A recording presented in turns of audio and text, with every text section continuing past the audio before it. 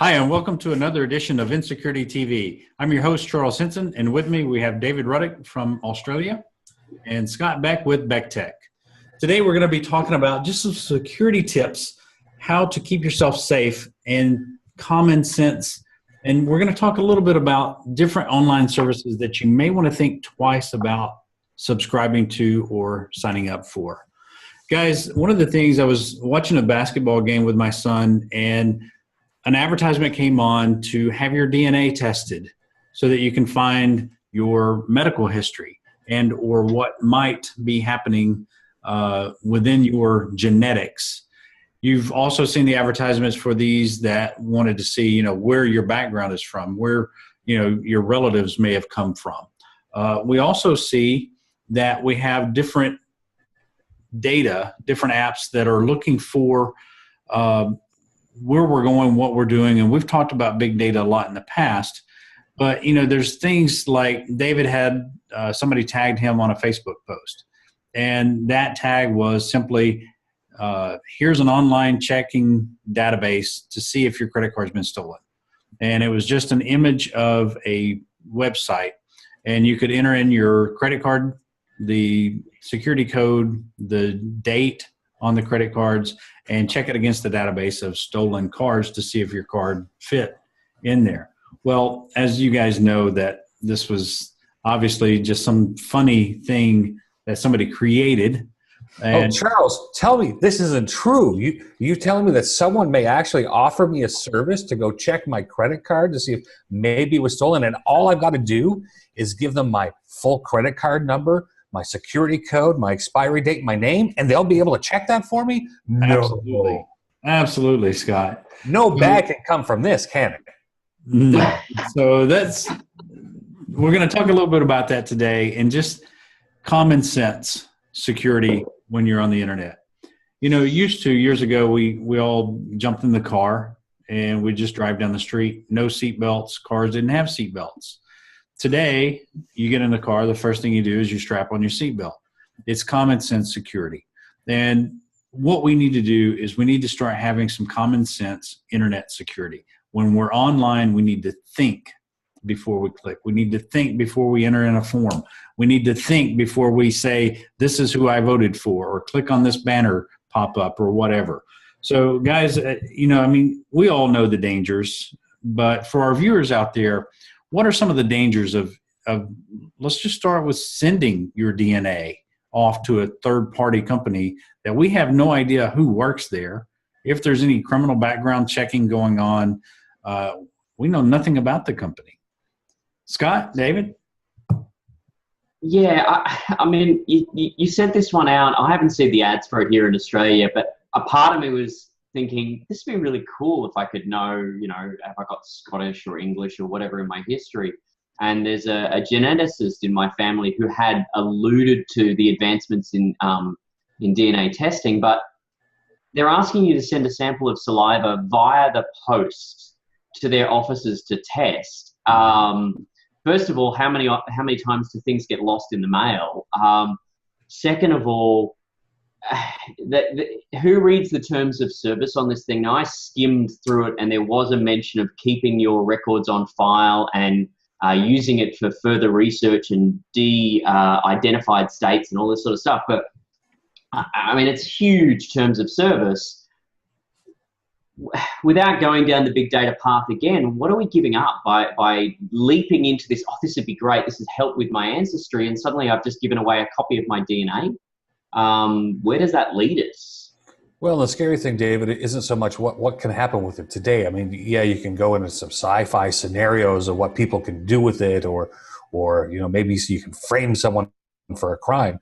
But it's not so much what's about today. It's what can be happening with your DNA. That's the structure of you in the future. And as technology continues to advance, we don't know where that could lead. And I'm certainly would be uncomfortable having my DNA sequence stored by some private company somewhere that is not included as part of my medical team for the benefit of my health. To me, it harkens back to your mother's warnings about stranger danger. You don't just talk to strangers. So why would you just give up that kind of personal things of you. I mean, there's not much more personal than your actual DNA strain or your structure, and you're just going to give that to a stranger. Because I want to know if I'm a Viking. Well, that would be one good reason. But, one of the things that I question is a site boasts that it has over 1,000 strands of DNA that it's going to compare you to. So therefore, they're not only going to know what your background is, your history, where you came from, some of your ancestors, where they came from, but also genetically, medically, are there things that you need to be concerned about? So here's the thing.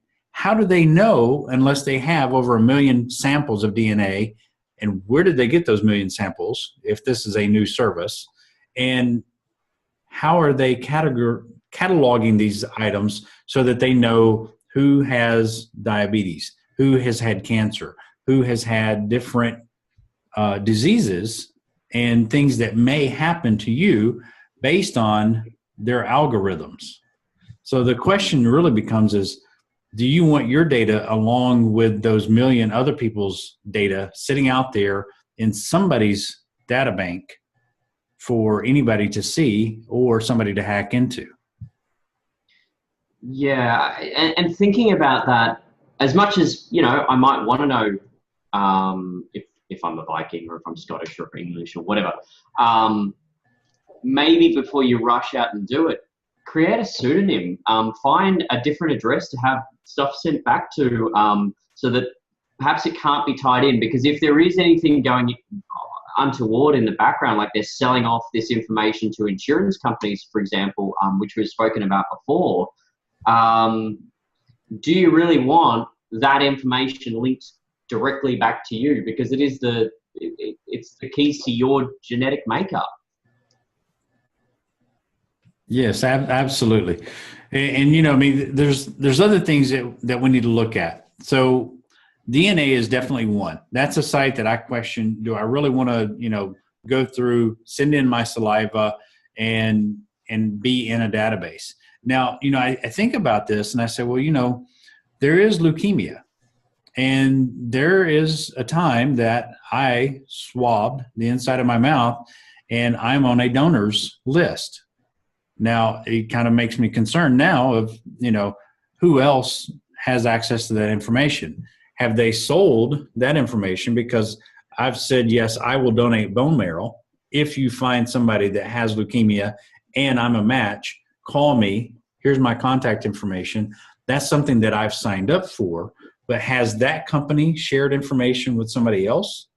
Or go ahead. My thought on that, Charles, would be some of those services that are set up are government regulated or they're regulated in some sense. A private company that is gathering DNA, I'm going to use the term as a lark, it's not really for a medical reason per se, and there's no structure over it, and they're clearly saying it's to let you know about your history and your stuff. To me, it's two different standards. I agree with you. Once it's out there, where could it possibly go? And we've covered that on several different episodes. But I think a government registry that is for donors has got some regulations, some contents around it, and it's there for good purposes. Not saying that it can't be hacked, but it's there for a good purpose, as opposed to this third-party company that's trying to do this to generate a profit. And to me, there's a different level of risk, a different level of exposure in those two different scenarios, in my mind anyways.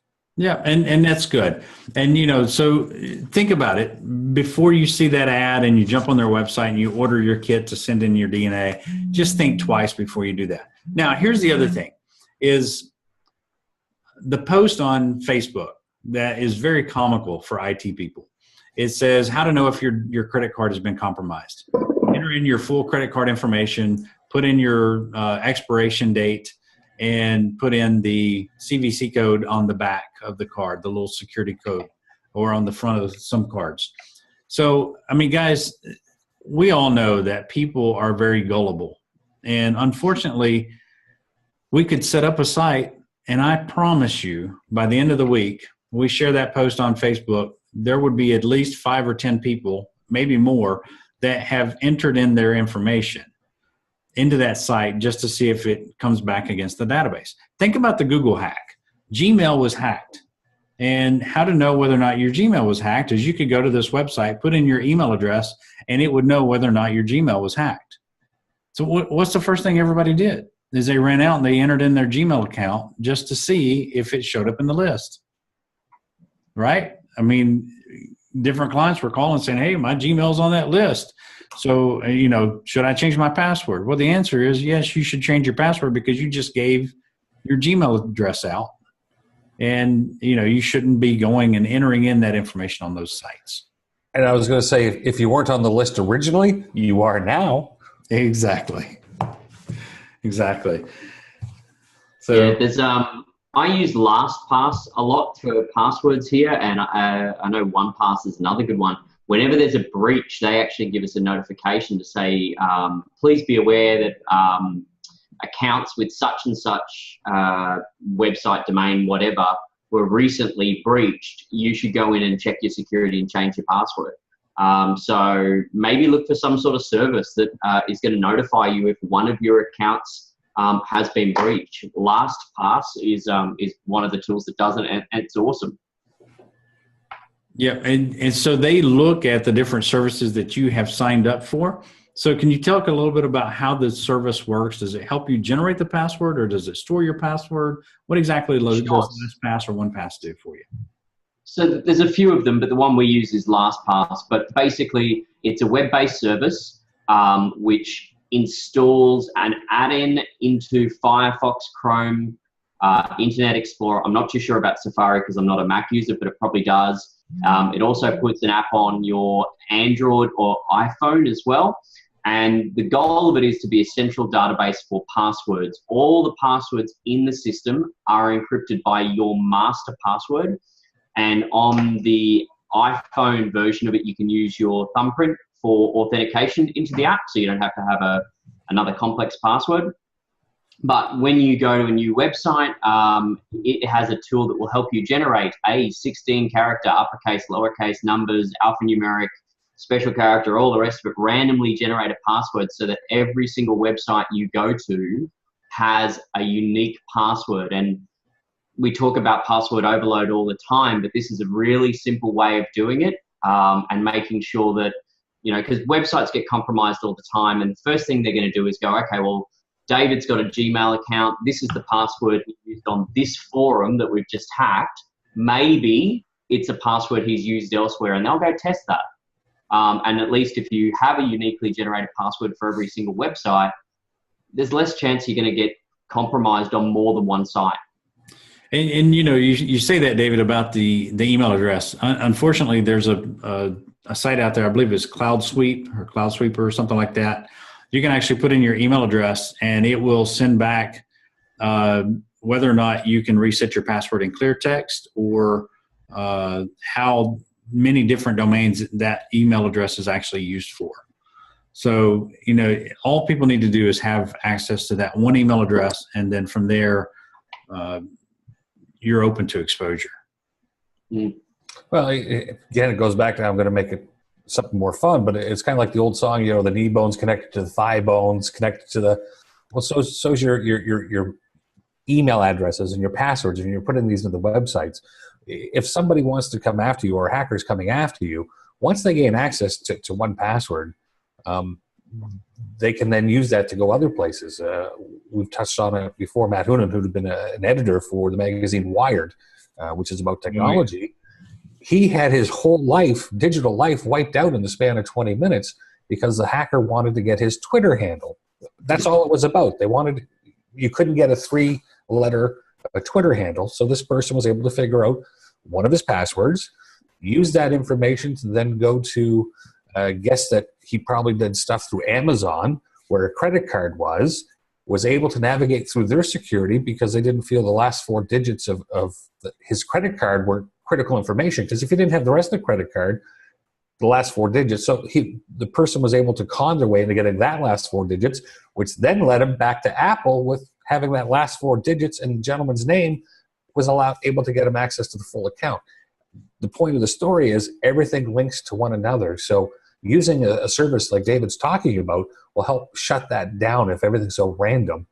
People, even if they can guess that you have an Amazon account or guess about your Facebook or guess about your bank, it's going to make it so much harder for them to get in because it's random at every one of those sites. Yeah, and Scott, what scared me most about reading that, what happened to him is, number one, he is very tech savvy, right? Working for Wired Magazine. Number two is, once they got his Apple ID and they were able to log in, they wiped his cell phone. And that's the first thing that he noticed. And then his laptop got wiped. And that's the dangers right there. I mean, like you said, his digital life just disappeared. He lost all the photos of his 2-year-old daughter. You can't replace those things. All of his email that he'd had with his contacts and his calendars gone. His work files. I mean, he got, as we say in the tech world, he got owned. Exactly. He lost it all. And once they changed his password to the Apple ID and they disabled his phone, he wasn't able to reset it. Even calling Apple, he found, was just, unbelievable, because he couldn't prove who he was, because they couldn't send him a text to verify his identification because his phone was wiped, and it just spiraled out of control. Well, and I remember in the story that when he called Apple, they said, "Oh, but you just called 20 minutes ago to reset this." He's like, "No, I didn't. I'm right here." But again, yeah. Apple placed different type of importance on his data that Amazon placed, and I'm sure maybe he can look back at it now because this was a few years ago, and maybe Matt can have a chuckle over it. But the point is, it happens all the time. Yeah. Yeah. So the point is, go ahead, Dave. I was just going to say as well, be aware, most people don't put a very high password over their Facebook because they don't think that Facebook is all that important. But then we go and sign into other websites and use Facebook as the authorization method to link the accounts. So if you have a really basic password on Facebook or Twitter or any of those other things that let you link to another service, there's also their way in. So make sure you got strong passwords on everything. Absolutely. So guys, that's about all the time we have for today. So if you think about it, people, just really think about what you're going to do. Think about the service that you're about to sign up for. Think about, do I want to use the same password across all platforms? Can I sign up for LastPass? Can I sign up for something like that that's going to help me create unique, hard to remember, or hard to, not hard to remember, but hard to replicate. Hard to replicate. Thank you. They're not all going to be the same password for every site. So in the event that one gets hacked, it doesn't affect all the other sites that you use. So it's going to be common sense for your internet usage.